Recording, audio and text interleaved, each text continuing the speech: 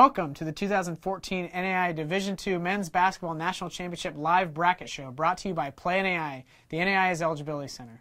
I'm your host, Alan Grossbach, alongside Chad Waller, coming to you live from the NAIA headquarters in downtown Kansas City, Missouri. Now, over the course of the show, Chad and I will present the 16 first-round matchups for this year's National Championship, and these games will be played out March 12th and 13th at Keeter Gymnasium in Point Lookout, Missouri. First-round winners will move on to the second round on March 14th. Now, College of the Ozarks, they serve as a wonderful host for this championship and been doing it for 15 straight years. The event runs through March 18th with the championship finals broadcast live on ESPN3.com at 6:05 p.m. Central Time. And you know, Alan, what an exciting time. We just had a great, wonderful announcement for the Women's Division II tournament. Now let's get into how the Division II Men's Basketball Championship field looks. First off, though, a little background. In this year's field, we have 15 returners from the 2013 event, including defending national champion Cardinal Stritch University out of Milwaukee, Wisconsin, who received an automatic spot after winning the Chicagoland Collegiate Athletic Conference regular season title. For those new to the NAIA basketball, there are two ways to make the championship field. First, teams can automatically qualify as a conference regular season champion, a tournament champion, or a tournament runner-up, depending on the conference. Now, leagues with 10 or more schools, they receive the 2 automatic berths, while conferences with less than those 10 members get just 1. The other qualification method is by receiving an at-large berth. Now, these are decided using final regular season coaches poll, which was announced earlier today. In all, there were 21 automatic berths, 1 host berth awarded to College of the Ozarks, and 10 at-large qualifiers. You know, another thing you'll notice with the men's basketball championship bracket that's a little bit different from the women's side is on the men's side, you see seeds for the top 16 teams, where in the women's side, you've got top 8 for each quarter of the bracket.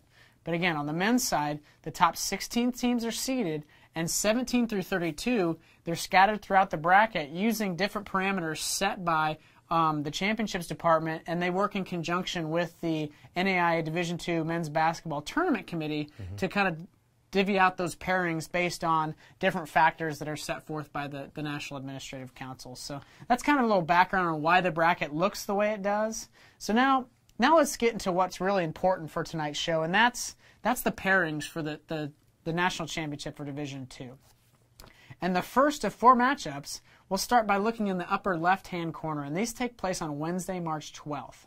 And it opens up with number 1 seed Cardinal Stritch, who you mentioned earlier, against Northern New Mexico. This game will play out on noon on Wednesday. Now, Cardinal Stritch, there's the Chicagoland Collegiate Athletic Conference regular season champion, while Northern New Mexico is the Association of Independent Institutions tournament champion. Now, for Cardinal Stritch, the defending national champions, and they are coached by head coach Drew Diener, and the Wolves have rolled through the completion of the last 2 months. They didn't lose a game in January or February, which equated to 18 straight wins. Now, the streak was snapped in the conference tournament final on March 1 against championship qualifier St. Xavier. St. Xavier has a pretty talented squad as well. Now, the championship is the 11th overall and 5th in a row for Cardinal Stritch, and that's in appearances. And they look to be the first team to repeat as national champions, since Bethel, Indiana in 1997 and 98. You know, Alan, just speaking a little bit more about Cardinal Stritch, a talented team like we saw last year, bringing a lot back, playing a tough conference in the CCAC with St. Xavier, like you mentioned, Robert Morris as well. So not only are they coming in to a tournament that they're playing hot, but they also play a tough conference, and I think they're ready to go far. Absolutely. Continuing down the bracket, you've got number 16 Huntington out of the Crossroads League playing against Southeastern Florida, and this game is at 4 p.m. on Wednesday. Huntington, they're the 4th at-large in the field, while Southeastern is the 5th, and Southeastern, they're out of the Sun Conference. Continuing on, you've got number 9 Davenport, Michigan, who sits at 27-6 on the year, against Ashford, Iowa, who's 23-9. This game is Wednesday at 1:45 p.m. Davenport, they're the Wolverine Hoosier Athletic Conference tournament champion, while Ashford, they're the 9th at-large in the field, and they're out of the Association of Independent Institutions. The last of the 4 matchups within this section of the bracket features Concordia, Oregon at 22-9 against number 8 Bellevue, who's 28-5. And this is the late game on Wednesday at 9:45 p.m. So Stay up late, pop some popcorn, and enjoy this game. Concordia, they're the 10th at-large in the field, and that's the final of all teams to get in. While Bellevue, they're the Midlands Collegiate Athletic Tournament champions, so they're on a roll heading into the tournament. And you know, Bellevue, just got to point them out, how they're a tournament veteran, I would call them, because they've made it year in, year out, and that team really excels when they get to the national championship tournament. The Bruins are always a strong side. Yes, they are. Okay, now let's move to the bottom left quarter of the bracket, next 4 matchups, which take place on Thursday, March 13th. And we have number 5 Indiana Wesleyan as they take on Reinhardt out of Georgia. Now this game will take place Thursday morning at 10:15 a.m.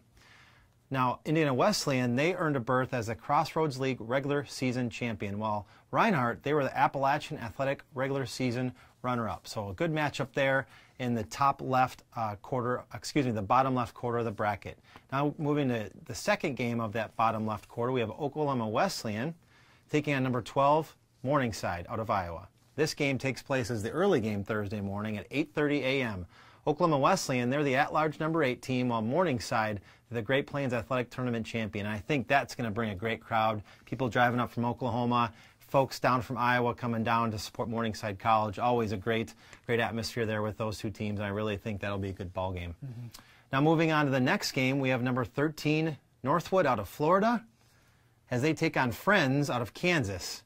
And this game takes place Thursday at 1:45 p.m. Another great matchup. And earning a berth out of the Sun Conference, Northwood, they rattled through the tournament and won the Sun Tournament Conference Championship to earn that automatic qualifier.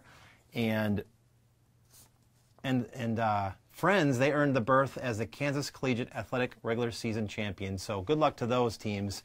And now we're moving down to the 4th and final game of that bracket. The quadrant, as we have Northwest Christian, and they take on number 4 Cornerstone out of Michigan. And Cornerstone comes in 29-4, while Northwest Christian is 18-12. This game takes place Thursday at noon. Now Northwest Christian, they were winners of the tournament in the Cascade Collegiate Conference, while Cornerstone, they were the Wolverine Hoosier Athletic regular season champion. So there you have it with the bottom left quarter of the bracket. Now there are some tough teams in this quadrant, starting with Cornerstone. And the Golden Eagles have the experience with 12 championship rings, and they own 2 national championships, with the last coming in 2011. So another team, in addition to Cornerstone, that really I think could be a good sleeper pick for those out there is Northwood University. They're seated 13th, but the Seahawks always play strong at the national championship tournament under the direction of legendary head coach Raleigh Massimino. Northwood is looking to avenge a first-round loss last year against College of the Ozarks, so I think they're going to be extra motivated to get past that first-round matchup. Absolutely, and there's more talent. I mean, you could throw out Oklahoma Wesleyan. They've had some great runs in the championship. Indiana Wesleyan's had a strong team, so it's a really interesting section of the bracket to pay attention to as we move forward and look at the championship a little bit further. Now we jump up to the upper right-hand quarter of the bracket, and this takes place on Thursday, March 13th. Opening that bracket is number 3, IU Southeast versus Tabor. Now, IU Southeast, they're 25-4, and Tabor is 20-12. But let's not let records fool you. This is going to be a great game. Thursday, and this game takes place Thursday at 5:45 p.m. IU Southeast is the first at-large team out of the Kentucky Intercollegiate Athletic Conference, while Tabor is the Kansas Collegiate Athletic Conference Tournament champion. The other thing that's interesting about this matchup is IU Southeast kind of rolled through the regular season, but then had a slip-up in the tournament, in their conference tournament, So it'll be interesting to see how they can bounce back. While Tabor, on the other hand, they were a little bit of a surprise team coming out of the KCAC, won that championship in an overtime thriller. I know you tuned in for a little bit of the action. I tried to as well. And kind of like the women's team, kind of burst on the scene and are making an appearance, and we're excited to have them in the field. Continuing down that side of the bracket, you've got, as you mentioned earlier, perennial powerhouse Robert Morris at 23-9 versus number 14 St. Francis out of Indiana. This game is at 4 o'clock on Thursday. Now, Robert Morris, they're the 6th at-large team, and they're out of the Chicagoland Collegiate Athletic Conference, while St. Francis, they're the 3rd at-large out of the Crossroads League. Continuing on, we've got number 11, St. Thomas out of Florida at 25-6 versus Union, Kentucky at 28-4, and this is at Thursday game at 7:30 p.m. St. Thomas, they're the Sun Conference regular season champion, while Union, they're the Appalachian Athletic Conference regular season champion, and then they also won the tournament crown. Rounding out that section of the bracket is William Penn and number 6 Dort, and they'll meet Thursday at 9:15 p.m. William Penn, who's the defending national runner-up, is the Midwest Collegiate Tournament champion, while Dort College is the Great Plains Athletic regular season champion. You know, and now let's take a quick look at the defenders who want to improve upon a quarterfinal finish a season ago. Actually, take that back, the past two seasons. Yep. And under the direction of Ross Duma, Dort ranks 3rd in the NAIA in scoring offense, putting up nearly 90 points per game. However, the defenders match up with a very talented William Penn team, who, like I said, finished 2nd overall last year and ranks number 2 in the NAIA in scoring offense at over 91 points per contest. So this will be a really fun game to watch. A lot of offense. I expect it to be high scoring. Just a lot of great action. Yeah, and especially if you consider these fan bases from Dort and William Penn, I think we're going to have a great attendance at that late game. And like you said, a lot of scoring. William Penn's been there, done that with making it to the final last year, and Dort plays in a really strong conference, the Great Plains Athletic Conference. It's the kind of game that people are going to want to hang around and watch. You're exactly right. Now finally, let's go to the bottom right quadrant and the last 4 matchups, which take place on Wednesday, March 12th. And we first start with number 7, St. Xavier, as they take on Cincinnati Christian out of the KIAC. And this game takes place Wednesday morning at 10:15 a.m. Now, St. Xavier, like we've mentioned earlier in that tough conference, they were the tournament champion as they rolled, I believe it was an 8 or 10 point win over Cardinal Stritch, the top-seeded Wolves, but St. Xavier made it as the tournament champion in the Chicagoland Collegiate Athletic Conference, so that's got to mean a lot as they roll into the national championship tournament. And they face a Cincinnati Christian University team out of the KIAC as Cincinnati Christian won the tournament in the KIAC. And Cincinnati Christian, they're making their first appearance in the national tournament, so we'll have to see what they can offer, and good luck to them. Now turning over to the second game in the quarter, we have Embry-Riddle, Florida, coming at 24-7, and they take on number 10 seed Midland out of Nebraska. Now this game is the early game on Wednesday at 8:30 a.m. And Embry-Riddle, they were the at-large number 7 team out of the Sun Conference, while Midland, they were the at-large number 2 team out of the Great Plains Athletic Conference. Now let's take a look at some highlights for Midland as the Warriors, they make their 3rd overall championship trip and advance to the quarterfinals last year for the first time in history. Coached by Todd Eisner, they're 26-5 on the year and will face a strong Embry-Riddle program out of the Sun Conference. Now Embry-Riddle, I think they have what it takes in the national championship with 15 trips and a national title in 2000, so a lot of experience there. Now moving along to the next matchup, as we have number 15 Cal Maritime versus Bethel out of Indiana. And Bethel brings in a 26-7 record, while the Key Haulers bring in a 27-5 record. This game takes place Wednesday at 5:45 p.m. Now Cal State Maritime, they earn a berth as a California Pacific Athletic Conference tournament champion, while Bethel, they won the Crossroads League tournament champion. So a great matchup there, and I look forward to that one. And finally, the 4th game, we've got College of the Ozarks, our host school, as they bring a 21-10 record in, and they'll face number 2 College of Idaho at 27-5. Now this is a primetime matchup. They'll bring a great attendance in, and this will take place Wednesday at 8 p.m. Like we've talked about, College of the Ozarks hosting for the 15th straight time.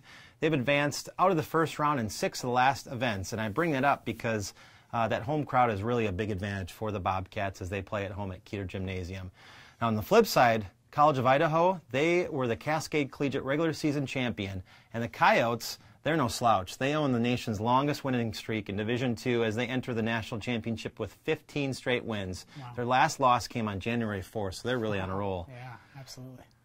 Now to recap this entire bracket, we have 3 of the 4 teams from the last year's Fab Four returning: William Penn, the defending national runner-up, IU Southeast, and then Cardinal Stritch University, the defending national champion. So we're talking about a lot of experience coming back, but then we have 5 newcomers in the championship field, which includes Cincinnati Christian, which we mentioned, Northern New Mexico, Northwest Christian, Reinhardt, and Southeastern. So a good mix and a good balance, and we were talking about the women's tournament in Ashford coming in with a sub-500. You never know if a team like that can get on the roll. So absolutely. Looking forward to seeing what those dark horse teams are and what those upsets are in the making.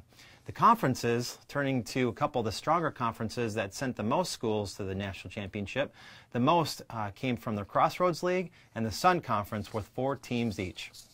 Now this 23rd annual national championship, it should be another exciting one as we've talked about, and I just can't wait to see who will play spoiler and shock everyone. This is one of the finest men's college basketball national championships around, and just can't wait for March 12th to roll around. So another great tournament bracket as we look ahead.